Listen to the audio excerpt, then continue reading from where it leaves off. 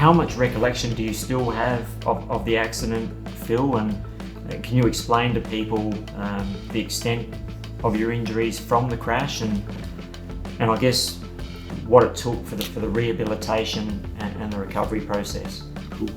Yeah, look, I mean, the race incident, I had very little recollection of. I mean, I knew the cars were going away in front of me, and I had looked at how I was going to get past them. Unfortunately, I'd selected possibly one tyre incorrect, and I used a smaller tyre on the left rear on this particular night, and I had something a bit wider on the right rear. But you know, that was my decision at the time because it was a different track at that stage. So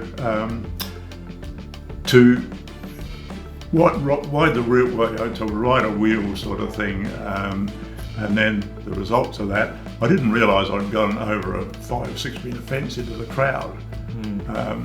When I came to, I thought I was hanging on the fence because I was looking down at the crash crew and people at the fence sort of thing, thinking, well, how did I get here, sort of stuff.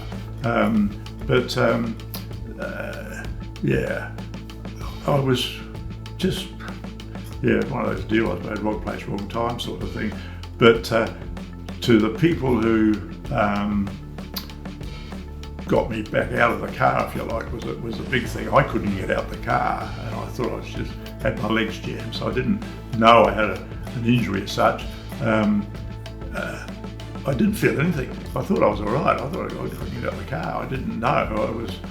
I'd smashed my neck and spinal area, and all nervous system had been destroyed.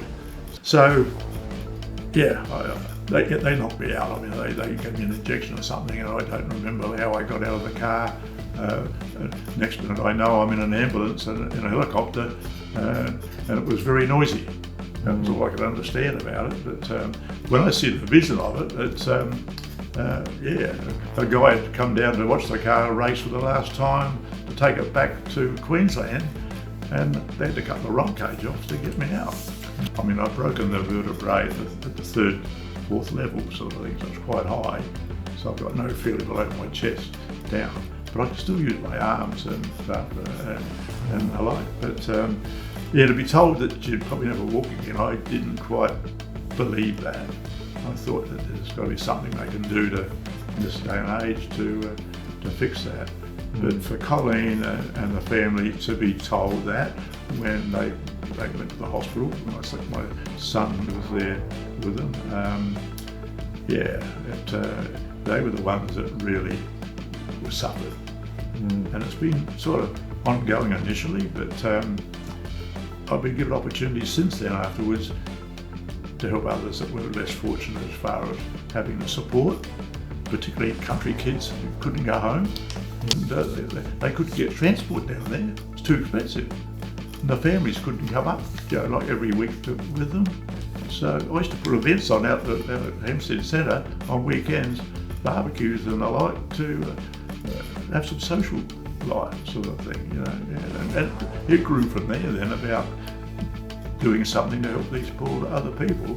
But it brought reality back to me about, wow, this is going to be tough for a lot of people. But these the families I was more concerned for, they went home shattered to their sons, and these were young people mainly. There was about 16 males in the area and 1 or 2 females and a couple of odd people. There was a young girl that had been found in a car upside down at Waikerie. She'd been run off the road by a truck, and she suffered a broken neck, and she was only 18. The short story about that was we fundraised and got a special wheelchair. Because she had a broken neck, she could no longer do sports in a wheelchair. She had to become a rugby player. And the chair I got for her, she was that committed to do things, she became the first female rugby player for the Sydney Olympics. To stop thinking about what I had everything I needed, sort of thing, So others just didn't have the support for the opportunity. You know, it was. Yeah, I mean, people in racing, you know, came to out there all the time. Could we do anything for you? Zeke, Rocky, and other people. You know, John Bolger. Yeah, they all were concerned for me because they all knew us through the RDA, and we were always mates in the pits, you know. Yeah. And I was probably the first person that got to this situation. Most people had died in crashes in speed cars and the like. So, yeah, that was how it all unfolded. I got to support around me from contacts, you know, and businesses to give them an opportunity to get home, we did magazines then, so raised more money on the Speedway, 50 years of Speedway, and the government supported that as well.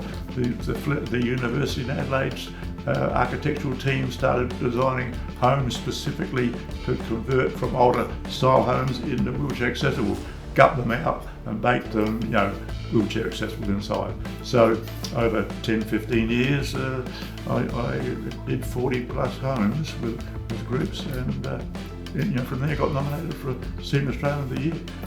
It's wonderful stuff. You've been so selfless over the years, and you've no doubt helped so many, but not just through your great work at Paraquad, but you know, you've been on various other boards. I'm sure you can mention those in a moment, but you've been part of the driver intervention program as well. You've done so much for the community, and I think that's what led about your nomination for Senior Australian of the Year. Yeah, it probably did. I mean, so many people, I didn't know anything about it. I just got invited to go there after I'd been given the opportunity here in South Australia for the Senior Australian of the Year. What I'd done here. Then to be go national, I thought, oh, that'd be nice. Just because you'd done here, they said, well, we want you to come to the national one.